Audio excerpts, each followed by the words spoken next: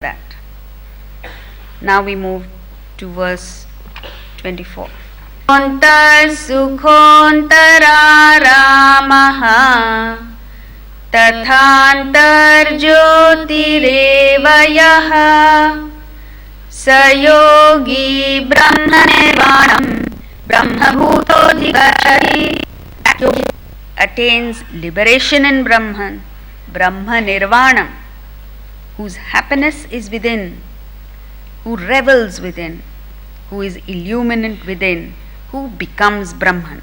So he uses three terms here: Anta Sukha, Anta Aramaha, Anta Jyotihi. All three mean the same thing, more or less: self-fulfilled, whose happiness is within, who revels within, who is illumined within. He uses it thrice in the same way as in chapter 13 he uses three terms: Atma Trupti, Atma Ratihi, Atma Tushti, synonyms. Why does he repeat thrice? Because you and I seek happiness through three avenues, through three instruments, which are the body, mind and intellect. Here is a person who, in spite of the transactions of the body, mind and intellect, being with the world outside, he finds happiness within. Because he carries the conviction that the world does not have happiness to confer to him. You and I, deep down, it's not what we say. Every rickshawala is expert at giving a lecture on, there is no happiness outside, it's all within. But when it comes to our own experiences, we rush out towards the world. Because the conviction that we carry within ourselves is, there is happiness out there. So the day you understand that there is no happiness in the world and that you need to look within, that's the day that you are spiritual. Here is a person, the yogi, finds liberation in Brahman because he is constantly pursuing this happiness within. So this verse 24 deals with internal sadhana, the path of contemplation. You remember right in the beginning, Arjuna asked the question, do I follow the path of action or do I follow the path of contemplation? Krishna answers, you must follow the path of action because it's superior. Superior for whom? For an active person. So here in verse 24, he gives the path of contemplation. Now you might wonder, so what is this? While the body, mind and intellect are transacting with the world, you must look for happiness within. It's a question of focus. And the Shastras give an example of how there was a kingdom in which there was an old king who had no heirs. And he was looking for a suitable heir. So what he does is, one day he declares that to the whole state, there's advertisements, there are pamphlets, and every single citizen is made aware of the fact that the king is going to select the heir. And what does he do? He opens up a huge amusement park, like a Disneyland.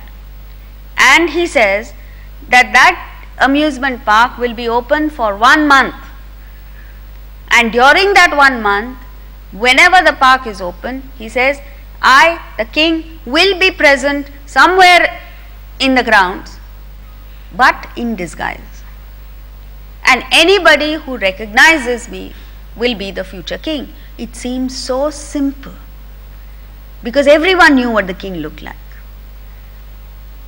And hordes of people started going into the exhibition ground, the amusement park, to find the king.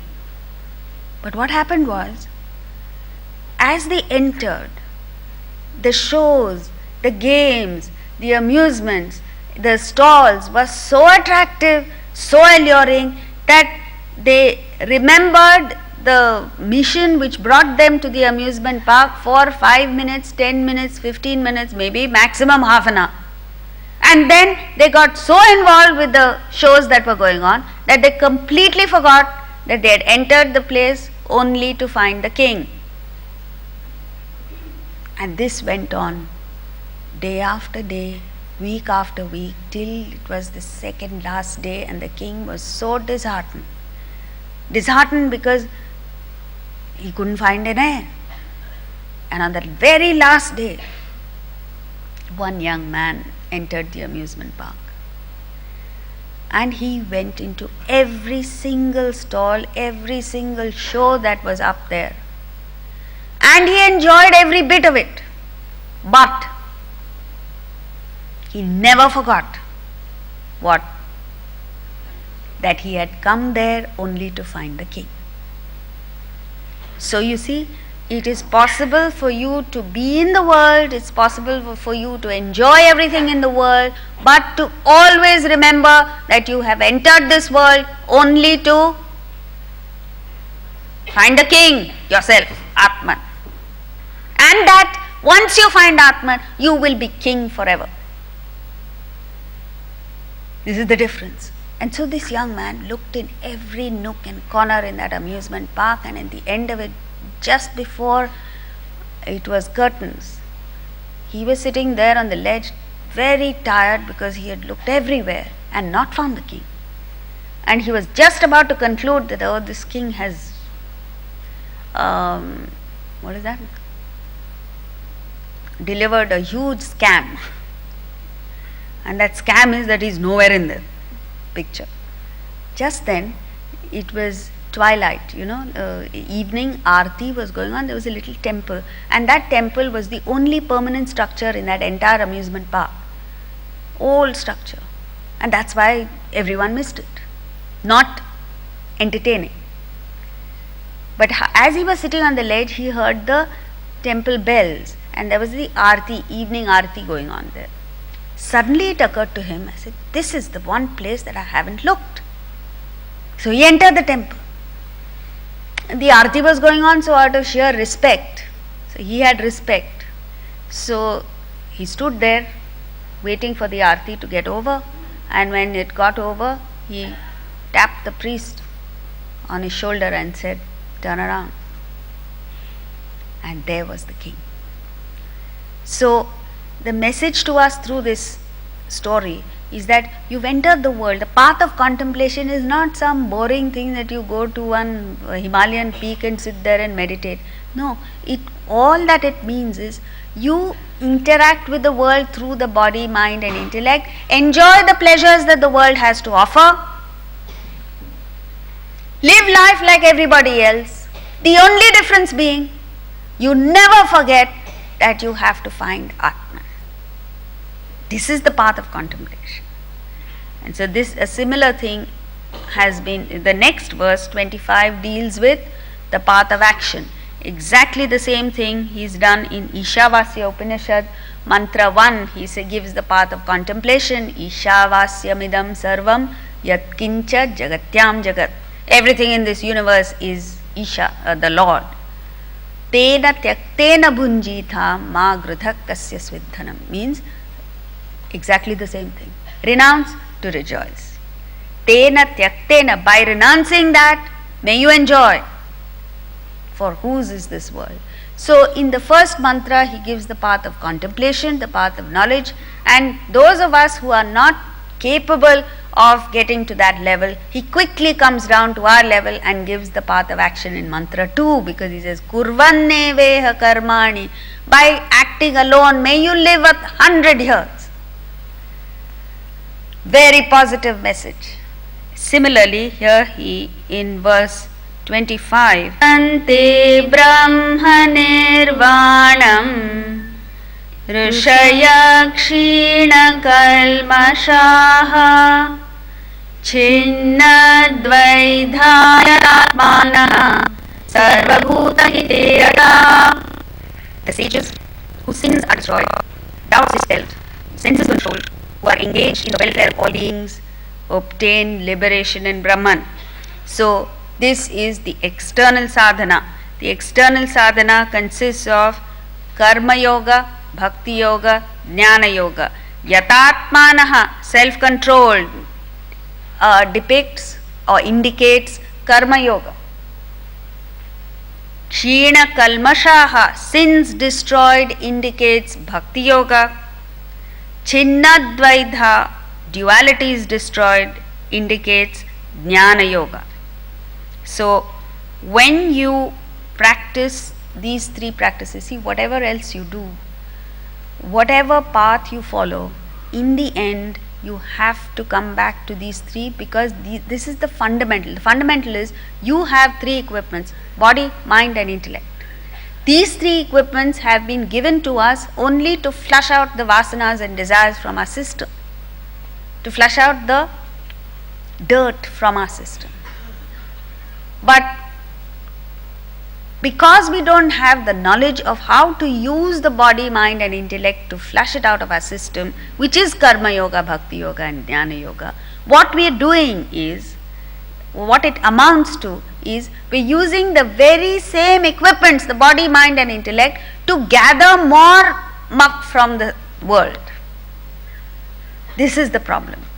You know, there are cases when our what's it called, plumbing system, that is meant to drain the dirty water from your bathrooms and your sinks out into the sewer. When there is, let's say, something goes wrong and it gets blocked, what happens? The same pipes, the same plumbing system, instead of flushing out the waste from your home into the streets, brings in the muck from the streets into your home, and this is what we're doing. So therefore, compared to the time that you're born, the number of vasanas you have should always be more than the vasanas you have at death. The way we are living is the other way around. So that is why we're not benefiting. And even those who supposedly perform service, supposedly practice bhakti and gain knowledge, it's all superficial. It's not, it doesn't come down to getting rid of desires. This is the problem. So therefore, karma yoga, bhakti yoga and jnana yoga, if you perform it correctly, he gives us the quality control. The quality control is sarva bhuta hite rataha, revel in the welfare of all beings, engage in the welfare of all beings, actively participate in the welfare of all beings. Now here we have no such idea, and therefore even if someone suggests, why don't you do this? You say, oh, I didn't know. Would you say that when it comes to your children? When it comes to taking care of your children and grandchildren, you don't need anybody to point out what to do, how to do it, because you have a sense of oneness, because you are engaged in their welfare. You don't need anybody's help. You automatically think of ways and means of taking care of your children. But when it comes to others, you say, oh, I didn't know. Very easily. It's not that you did not know. It is that you did not want to know. Does anybody need to tell us to do that? There are people out there who don't have 2 meals a day, that there are people out there who don't have shelter in the winter or in the blazing heat. Do we need someone to tell us that there are people less privileged than us? Are we so unintelligent? No, it's just that we couldn't care less what happens to anybody else. As long as I am okay, the rest of the world can drop dead. This is our attitude. And therefore it is that whatever we practice in the name of spirituality will have no result whatsoever, unless you do service, which is working in a spirit of giving, cultivating this attitude of giving, cultivating this attitude of payback for every privilege that you are enjoying, in every sense of the term, including the oxygen that you breathe. Just because you don't get a bill for it doesn't mean you don't have to pay back. In fact, it's the things that come free that are the most expensive, because they're very precious. So, revel in the welfare. This is what turns an ordinary person into an extraordinary person. If you want to, if you're wondering why is it that I'm mediocre, there's only one reason for that. Because you're not practicing this. You're not engaged in the welfare of all beings. He says all beings, not just human beings. And the day you put it into practice, you gain power, the likes of which Nothing in the world will stand up against you. There are people who say, oh, I want to be upright, I want to be honest, but what to do? There is a minister above me and you know what. To which the answer is, you must go back to examples, real life examples in the world. Surely no minister in the world can be more powerful than the entire British Empire at the time of independence. At that time it was said the sun does not set on the British Empire, meaning they ruled the whole world. And yet, it was a handful of people with no economic power, no political clout, no military weapons whatsoever that brought that British Empire down to its knees. How? Practicing these principles. So if you feel I'm helpless, I have somebody above me who does things and I don't subscribe to it, it's because of your weakness. Gain this strength through the practice of these 3 yogas. Gain the strength by engaging in the welfare of all beings and see what a difference it makes to your life. Napoleon Bonaparte, ironically, a person who was not spiritual, said there are 2 powers in the world, the power of the sword and the power of the spirit. And between the two, the power of the spirit will always win, will always vanquish the sword.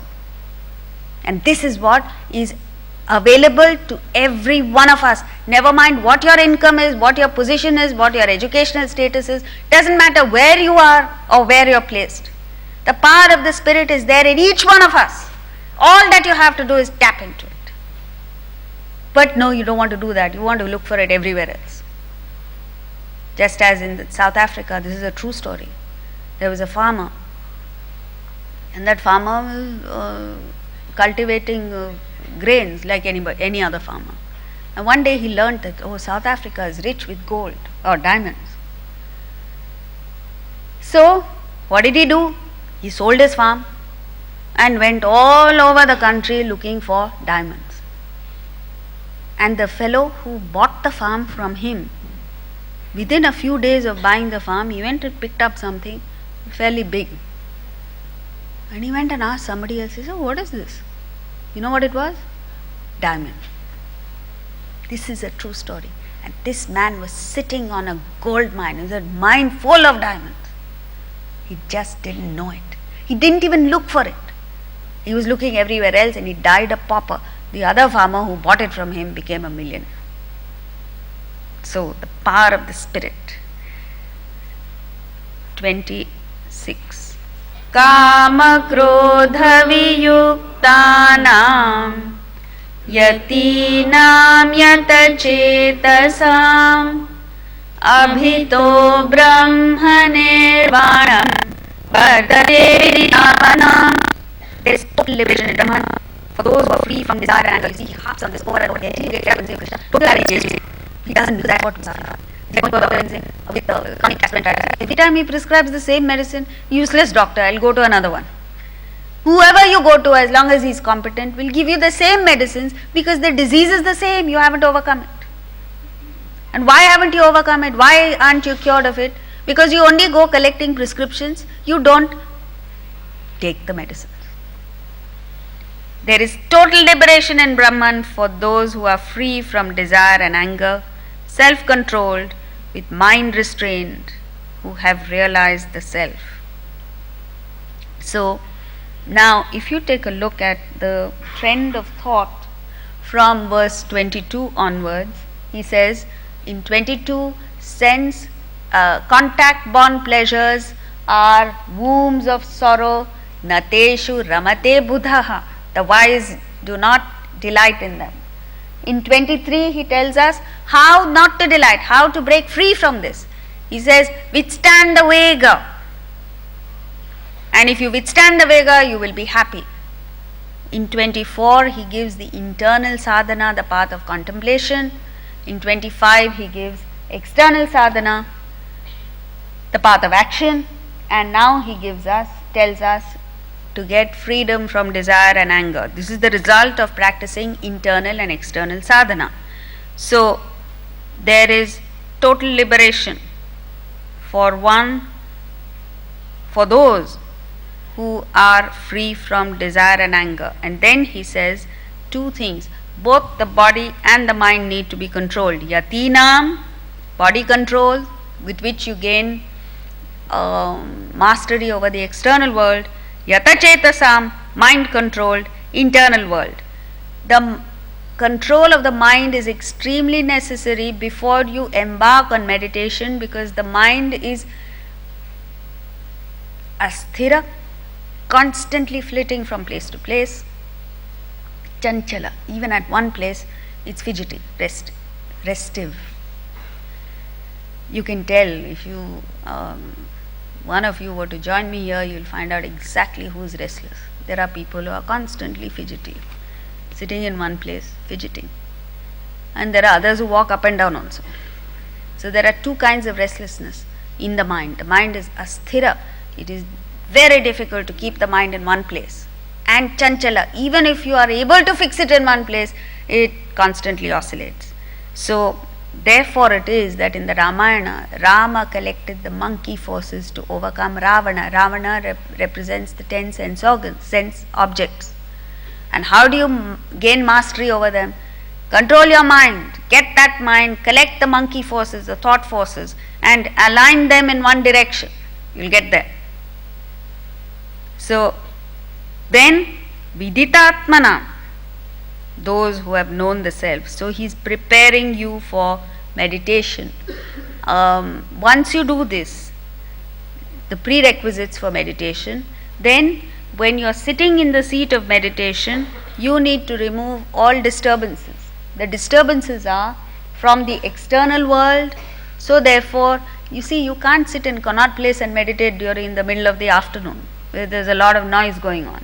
You have to be in a secluded place, a quiet place.